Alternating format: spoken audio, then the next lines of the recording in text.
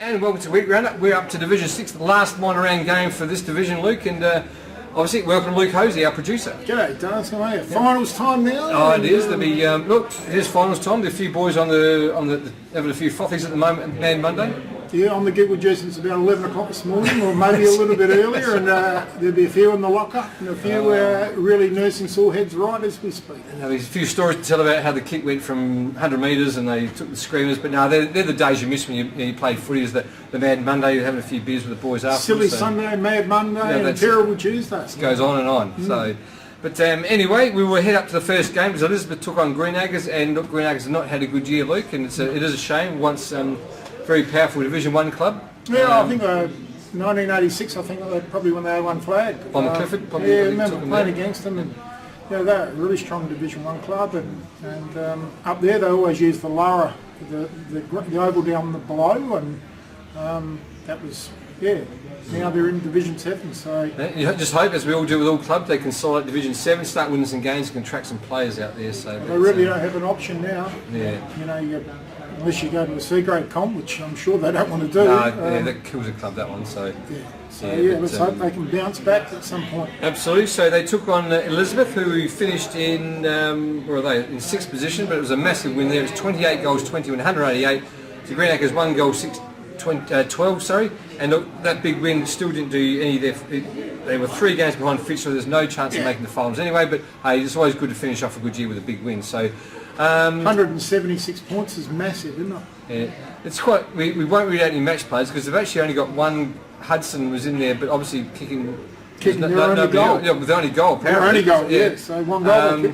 But Elizabeth didn't put in that is not in here the goal scorers and all their best players. So not sure what happened there, but probably after the game they're having a good time too. Yeah, straight away.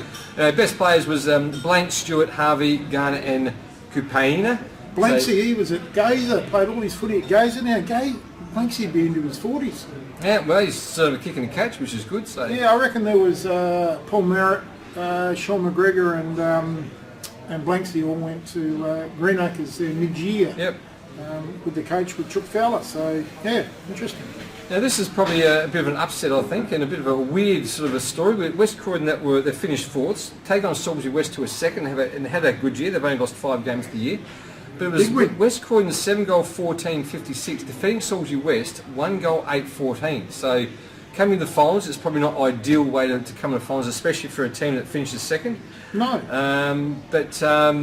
Again, we've seen some weird. The one in Division 7. We're about to see another one in this division as well. Well, we don't know what they've done because they probably couldn't lose 2nd spot. So did they rest guys for next week? Because they are playing next week, unlike the top side Rosewater who lost last week. We'll come to that in a minute. But Salisbury North went into this game Salisbury West went into this game knowing they couldn't lose 2nd, couldn't improve on 2nd spot either. So, most coaches, I know we were in that spot with Portland a few years back, and we rested about 10 blokes because we couldn't go up and couldn't go down. So got to round 18, you rest 10. Yeah, freshen up a bit, absolutely. Yeah, who knows? I'm not saying that's happened, but that could have happened. But 1 goal 8, it was a shocking day for football. But we've got West Croydon, we've got Woodcock with 2, Stokes, Francis, Patterson, Foley and Nichols were amongst the individual goal scorers there, with best players Brooke, Walsh, Nichols, Stokes and Simons. For Salisbury West, their one and only goal kicker was Freeman. Better players were Robinson, Maidenment, Schroeder, McIntyre and Davies. So, it really doesn't matter what happens in round 18. It's what happens on the day in finals, isn't it? Certainly does. And the next game we've got Fitzroy. They finished in 5th spot. They couldn't lose 5th spot even last Saturday. They were 3 games clear of Elizabeth. So taking on Adelaide Lutheran, who they haven't had a good year, just the 3 wins. They will be relegated to Div 7 next year. So it was the Lions 11-10-76, defeating Adelaide Lutheran 4-11-35. So we just had one of their players in here before doing an interview. So Shane Hickey come in. So he's all prime. They said they consolidate and get into next year. But anyway, we got to the Fitzroy. Miller was 6. Nice way to finish off the year there with Prokopek with 2, Lindsay and Matheson with a bunch of individual goal scorers there, with the best players Garrett, Cox, Miller, McKinnon, and Lindsay. Yeah, for Lutherans, Dicker with 2, Colewald and Shuttleworth with singles. And we had better players of Henderson, Dicker, Meyer, Bentley and Shane Hickey who joined us earlier. So And good on best players. Yeah, and Talal Kalal, the president of Fitzroy, celebrated his 400th game on the weekend. Well, that was his 411th, because as the president, he didn't tell anyone it was his 400th. So they've eventually found out, so they celebrated on the weekend. Now, just the hickey, he's got a PhD in something. He's just doing an interview. He's a pharmacy, some scientist or pharmacy stuff. Yeah, So PhD, he's lecturer at UniSA. UniSA. Yep. So no, it's just an amazing story, that one. They certainly didn't play or play with any lads at Riverside or Kilburn that had a PhD in it. But no, very intelligent guy. PhD a few years ago, getting all these universities. He was rolling off. So, but okay, now we head out to Para Hills. So Para Hills finished 7th. We took on Brahma Lodge. They finished 8th, so obviously close. But what a massive win there to Para Hills, considering they were 7th and 8th. 3 games did divide them though. So we've got Para Hills 19 goal 13 127. Defeating Brahma Lodge 4-10-34, so massive win there. Both these teams are hitting, they're probably their 7th hour in the Mad Monday at the moment. So, but they'd be well and truly ticking along nicely. Absolutely. So, but for Para Hills, Weecher, mate, he's had an outstanding season with 7 goals just to finish off. Smeek with 3, Power with 2, Bockman also with 2, Hay also with 2. With Willman, Buss, and Charlton with the individual goal scorers. With the best players Bockman, Power, Travis, Weecher.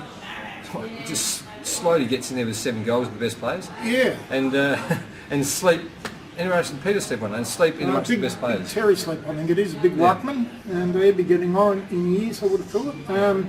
For Brahma Lodge, Dylan Brooks with 2, Steele with 2, Nelson, Steele with 1 and Nelson with 1.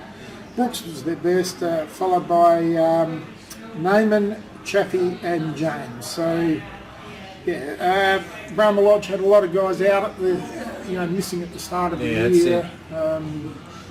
Who knows what? Ryan McKee, big fella, took over as coach throughout the year. I know he's not going on again. Who knows where they go from here to Lodge? So, interesting times out there. Who they appoint. They didn't get relegated, which is a good thing. They saved themselves by 2 games over Adelaide Lutheran. But they'll head out to the last game. As we said before, this was the only loss of the year for Rosewater. A bit of a shock. They played on Trinity, who finished 3rd. They were 5 games behind in win-loss count. So it was Trinity 10-12-72, defeating Rosewater 6-6-42. Now, we're saying, obviously, Rosewater have the week off this week. They wouldn't have rested players, you would think. No. Not for 2 weeks in a row. So, shock loss. Just one of those days. Maybe, as you said before, it's maybe a good thing losing this time of year. So I would have thought that Wayne Money, whilst he would admit it, would be privately going, you beauty. Maybe some sort of little things we can tweak and make an improvement on that as well. So. Well, you come off a loss, people are a little bit more hungry again, maybe, you don't know. And, it gives a chance for the coaches to be able to, jazz it up a little bit. Yeah, that's it. Yep. So, I'm sure that Wayne privately would, wouldn't mind it too much. Absolutely. So we've got Trinity, the goal scorers, with Bark with 2. Cotter always in there with his couple of goals. Clark, Peterswood, Pananeris. Yep. Cameron and Smith were individuals with Cotton, the best players. He must have had a bit of a run around there rather than his full forward position. Kimmy's son, isn't it? Yeah, it is too. Kimmy Cotton? It certainly is. The old Kilburn player. Kilburn and Broadview. Yeah, Kilburn. Broadview was too. Yep. Indeed. Miller, Smith and Peters were in amongst the best players. Yeah, for Rosewater, Morris kicked 2, Ben Marnie 2, got Clements with 1, Sheminsky with 1 and Porlock with 1, Dilly Godfrey, James Dilly Godfrey, very good player, was best. Ben Marnie with 1, Fletcher, Clements and Shemolsky in the better players. So there's a few lads here I don't know from Rosewater. They apparently turned over a lot of guys and brought a lot of youth through. So on good path out there. And the Dogs. Well, it's worked. You think they should in the grand finals to go up another division next year. So you would think. I've heard that Marnes went with a lot of youth.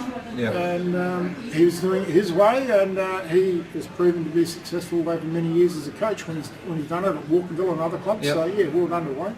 As it should be with coaches, you don't hire a coach to you tell them what to do, you hire them to tell us what to do. So exactly. That's what it's all about. So anyway, this week's game, so we've got the elimination final. West Croydon are taking on Fitzroy. I'm not sure where that would be played. It's at FAWK Reserve. Well, it all got the home games, yes. so it is at FAWK Reserve. So I'm on a back West Croydon at home. This is going to be a tough one. Fitzroy, yeah, come into this game. Yeah. Like you, I will go for West Croydon, but I'm not as convinced as you are. Yeah. No, absolutely. And then we've got the other semi is Salisbury West taking on Trinity. Yeah, that's out of Salisbury West. They Out take on there. Trinity Old Scholars. Yep. Gee whiz. Draw a line in the sand with this one. Yeah, Salisbury West had a poor day last week. Yep. Trinity had a great day beating Rosewater, but you don't know how many people got rested for Salisbury West. I know, if you're a coach, you'd probably have that, knowing you couldn't finish any higher than or lower than second. Yeah, exactly. Well, there would be that temptation to do it, and I know I would, but you don't know if it's happened. But I reckon there'll be a bit of a reversal this week. I think back at home, Salisbury West. Yeah, I totally agree with that one. So good luck for the teams in the finals. Have fun. The guys are out there at Mad Mung at the moment, and we'll see you next week. Enjoy.